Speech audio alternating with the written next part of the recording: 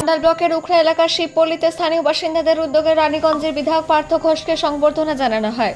এই অনুষ্ঠানে এলাকার বহু মানুষ উপস্থিত ছিলেন এবং তাকে আন্তরিকভাবে স্বাগত জানান। অনুষ্ঠান চলাকালীন বিধায়ক পার্থ ঘোষ শিবপল্লীর বাসিন্দাদের সঙ্গে কথা বলেন এবং তাদের বিভিন্ন সমস্যা ও দাবি মনোযোগ সহকারে শোনেন। স্থানীয়রা এলাকার নানা সমস্যার কথা তার সামনে তুলে ধরলে তিনি সংশ্লিষ্ট অধিকারিকদের সঙ্গে আলোচনা করে দ্রুত সেগুলির সমাধানের আশ্বাস দেন। বিধায়ক পার্থ ঘোষ বলেন, এলাকার উন্নয়ন এবং সাধারণ মানুষের সুবিধাকে সর্বোচ্চ অগ্রাধিকার দেওয়া হবে। তিনি আরও জানান, শিবপল্লীর মানুষের যে সমস্ত প্রয়োজনীয় কাজ এখনো বাকি রয়েছে সেগুলি দ্রুত সম্পন্ন করার জন্য সর্বাত্মক চেষ্টা করা হবে। বিধায়কের এই আশ্বাসে স্থানীয় বাসিন্দাদের মধ্যে নতুন আশা সঞ্চার হয়েছে।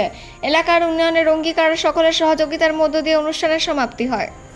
উপস্থিত ছিলেন মণ্ডল সভাপতি ইন্দ্র সেন রায়, জেলা সদস্য জয়ন্ত মিশ্র, উখড়া থানার আইসি তন্ময় দে, অনুষ্ঠানের সঞ্চালক বিধান ভট্টাচার্য, মণ্ডল সাধারণ সম্পাদক ভোলা বাউরি, সহসভাপতি আকাশ রুইদাস, দীনবন্ধু গড়া এবং শম্ভুনাথ গোপ। অন্ডাল থেকে অজিত মেসা, রিপোর্ট নিউজে। যিনি দাঁড়িয়েছিলেন আমার বিরুদ্ধে, যেহেতু রাস্তার কথা বললেন, এটা দায়িত্ব ছিল জেলা পরিষদের এবং উনি জেলা পরিষদের ইলেক্টেড মেম্বার ছিলেন।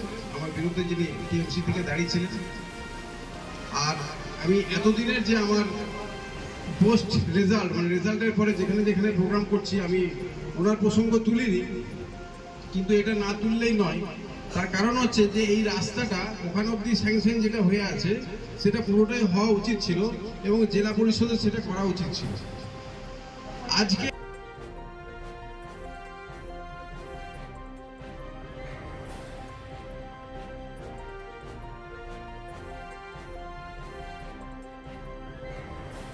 গভর্নমেন্ট সৃষ্টি করে গিয়েছে, এখন আমরা এটা সলভ করবো, তার জন্য মানুষ ওদেরকে ভোট না দিয়ে আমাদেরকে ভোট দিয়েছে।